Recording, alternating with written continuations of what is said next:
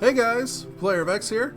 Today I just wanted to go over how I go about creating pantheons and gods for your tabletop RPGs or writing or any type of world building that you're doing. I've got into the creative process of creating my own world for my next campaign, which is a second edition, Pathfinder second edition campaign. So I came up with this 10-step process that you can use to more flesh out your pantheon and where they exist in your world, kind of. So I used this very simple 10-step process. We'll be going through each one by one. The first thing is the depiction. What does your god look like in your world? So the depiction could be anything from what they actually look like. So like if your god is more of like that they can be called upon, or they can go to like a different plane of existence and they can actually meet this god, what would this god look like? And then there's like, if the god is an absent god, then the depiction could be, what do others say is what this thing looks like. It could be like an artistic depiction of something, like what does it look like on stained glass windows and stuff. And these two things can be different, right? So if the god is actually evil, the depiction that most people give that god is much different than what it would actually look like. So like if Orcus was the god, they're not going to depict him as this crazed demonic looking thing. If they want worshippers, they're going to depict it as something more angelic or beautiful. Next is the title. So what does this thing also go by? Not only its name, right? So it's going to have like a regular name, but also the titles that are given to it. So like Lord of the Hell, the Nine Hells, the Boiler of Oceans, stuff like that. A title that other groups give this god, or titles that were earned by this god through its many feats or many things that it has done in its time as a god. What are some of the things that has given it names? Maybe there's places that are named after it. These are things that would go under title. Next is the domain. The domain can be anything abstract that is represented with that god. So like maybe let's stick with Orcus. His domains are of death and fire and stuff like that. Things that are like either elements that can represent the god in some way, shape, or form. So if you have like a mechanical god, one of its domains could be knowledge, where it's always its power comes from knowledge or mechanical stuff. So stuff like that is where you would put in domain. Alignment. I usually like to stick with an alignment for a god because they're usually an extreme of some kind. Unlike a player, I don't let my players pick alignments unless they're like going to do a paladin or something, where a god is very alignment based because they're supposed to be the extremes of these ideals. So like a god of machine is probably lawful neutral. They care about the way things are structured and they need to be this way always. They don't care about good or evil. They just care about perfection and stuff like that. So that's usually where I put alignment at. And with your god, when it comes to alignment, you should really read up on the alignments and sometimes subvert expectations, where you make an evil god but they're actually lawful in some way, kind of like Asmodeus in the D&D one. What is it? Faerun? Anyway, yeah, he's an evil god, but he's lawful. He has strict laws and how they obey them and stuff like that. Next is symbols and books. For symbols and books, what does the church or the worshippers of this place have as their holy symbol? This can be very different than how the god looks.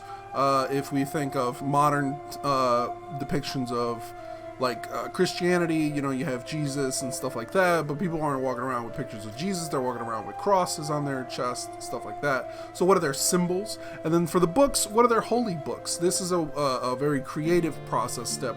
What would the holy book of Orcus be? Maybe it's about, you know, how to create undead, or like for a mechanical god, it could be the inner workings of the human mind or something like that. This is a process in which you create holy books that either your clerics or the temples will have on hand, in which they can learn more about the god or their understanding of the god. So like a god of love might have a book trying to describe how the feeling of love or something like that. Number 6 is worshipers and temples. What type of people worship this god?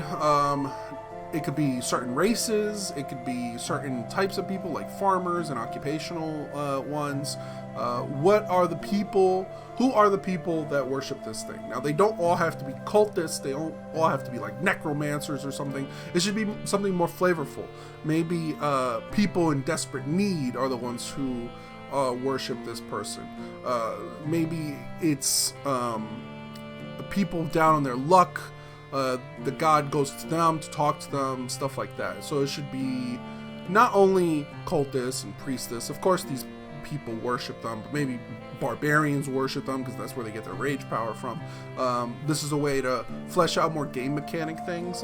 Maybe a god of shadows. Rogues worship them because that's where they get their sneak attack powers from, stuff like that. For temples, this goes hand in hand with worshipers. So if a mechanical god has worshippers that are dwarves, where do they worship them at? Maybe they worship them at the temple or the guild artisan or guild halls and stuff like that. These are the temples that you'll usually find these worshippers at, not just a church or something like that. Maybe it's like a brewery or something like that for their god. Demands and obedience. This is what, depending on what type of god, they can either demand something of their followers. So you must, harm yourself in some way with flagging. Maybe you need to give a certain amount of gold every month. Maybe you need to offer food at certain shrines. These are the things that the god needs you to do and wants you to do. These also are where like the paladins, like oaths come from and stuff. And then obedience is different than the demands. Demands you have to do. Obedience is what they want you to do. So sometimes more chaotic gods or more good gods want an obedience. Kind of the best way to describe it is where a lawful god would want you to always do this. You must obey the law. You must give thanks. You must do this. You must do that. Obedience is you should do this. If you come upon someone in need, you should help them. You know, if you don't do these things, it's not like your god's going to take away your powers, but this is something that the people who worship this god take to heart. They wish to obey these certain aspects of the god in that way. So this is where you can flesh out some of the more fun things about your god. You know, you must eat a rotten apple or something like that, and then they're like, well, that's weird, why do they want to do this? And you just flesh it out with that. A lot of these things also, I want to point out that you shouldn't do alone. You should definitely talk to your players about this, see if they want to add, weird things about their god. Usually a player will have this idea of the god in their head, and then when you flesh these things out with them, it makes it a lot better. So let's continue with number 8. Number 8 I put as vanity. This can also be like emotions or a darker aspect of your god. So a god in your world, depending on the type of world you're creating, shouldn't be perfect, right? Then you have just one god at that point. There should be flaws to the god. So a god of law, right? So we'll continue with the mechanical thing. A machine god should have an aspect of it that's not perfect, and it's also not perfect in its worshippers, right? So maybe a machine god wants perfection, but they have like self-doubt, right? They're unsure of the things they do, and this is something that the god has in their aspect. They want everyone to be perfect, but they themselves know there's no way for them to be perfect.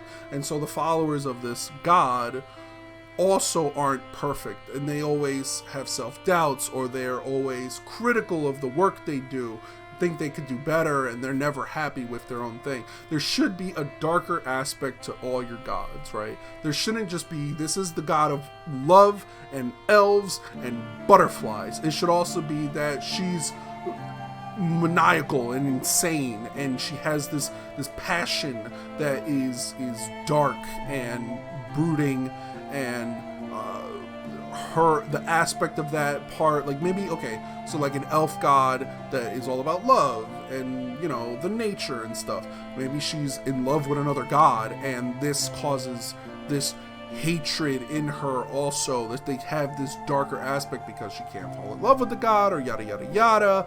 So in that aspect, yes, your worshippers are druids or whatever, but they have this rage in them and this anger in them because of the aspect of that they get leaked off from their god. So I always think that's an interesting way to do it, and I do think all the gods should be like that, because not all the gods are good, or they're just 100% evil or 100% good. Now, for eviler gods, the vanity should be something that is good, right? They might all be about killing, but it's also about helping your fellow man, or an emotion that is put upon them, right? So a god of death and destruction might also have a side of joy, you know? It's about expressing yourself creatively in a way, right? So let's say a god of necromancy, right? He wants you to bring up the undead and get an undead army, but he also wants you to paint or have some joy in the things you do. You're an artisan of death. You should try to spread your word in some way. You know, I don't think that one thing should be 100% good or 100% evil, because then really your players aren't going to really decide. They're just going to pick a god of good, and I just want the one that shoots fire. But there should be an aspect that is baked into the god that's like, they're not perfect. They're mortal, or in some way they have this mortal aspect to them. Number 9 is more fleshed out when you have more gods established, but it's other gods. How do the other gods interact with them? You know, how do the other gods feel about them? How do their direct opposite feel about them? So, you know, you'll have like maybe a god of good, gods of good and gods of evil, or gods of law and gods of chaos. So how do the other gods of law feel about this one god, right? So like with the mechanical god, how does a god of fishing or water feel about the mechanical god? They think, oh, they're perfectionists and they always want things their way and they're bossy and stuff like that. And then they're direct opposite. What does the evil god or the chaotic god think of them? They think that they're weak and that their followers are destructive or stuff like that. So this is a good process to do afterwards. This also will establish like your cleric players and your paladins player, how they react to the other worshippers of another god, right? This is a good place to put that stuff. And then number 10 is where you're going to get your creative juices flowing. This is where magic items will be coming from, and spells and stuff like that, is the legend. Every god has a legend, how they rose into power, a great battle that they are part of, a place in the world where they say this is the scar of Meriden or something like that, where the god touched the land for the first time or something, or where the great battle between good and evil took place. This is the legend in which the god rose to power. If we take something like the Bible, you know, you have the whole thing with Moses, you have the burning bush is how he talks to people, you have all these different stories and different legends of how this person grew into power. Think of the Egyptian gods, the Roman gods, all these gods, Zeus, you know, Zeus coming down as a sheep and getting busy in the forest with people and creating demigods and stuff. All the gods have this legend that is synonymous with them, that the world knows and everybody knows. This is a good place where if like a player goes, well, can I make a religion check or a lore check? What is this god about? This is where you can pull up the legend thing. It's like, well, this is the legend everybody knows. This is what you guys know about it. And this is where you can sprinkle in some more information if they're going to go against their worshippers or something, like if they're fighting a cult of this thing. Well, in the legend, you know that he burned down 10 forests or whatever, and he scarred himself in such a way. So now they know, oh yeah, that's right, that scar, it looked like the S or something like that in the legend, and it was on fire, and look, all the cultists have this tattoo or something, and they're using fire, and so this is how we can prepare. And this is where you can really flesh out those points of the legend. And yeah, and that's the basic template of what I use to create a pantheon. So we have 1, the depiction, how does the god look, 2, and if you actually met them, or to its followers. 2, the title, what are some titles that they go by, what are some deeds and stuff they've done. Domains, what aspects of the realms are with them, such as law, chaos, the elements like fire and earth. Alignment, what alignment they are. Symbols and books, self-explanatory there. Worshippers, who worships them and where, but the temples. 7, the demands, what do they ask of their followers. 8, vanity, what is some human aspect to them in such a way, what is an emotion that is tied to them, be it a good emotion or bad emotion, vice versa. 9, other gods, what do the other gods think of them. And 10, the legend, what is the story that everybody knows about this god. So that's it for today. Leave your comments below. Let me know how this works out for you, and I'll catch you guys later. See ya.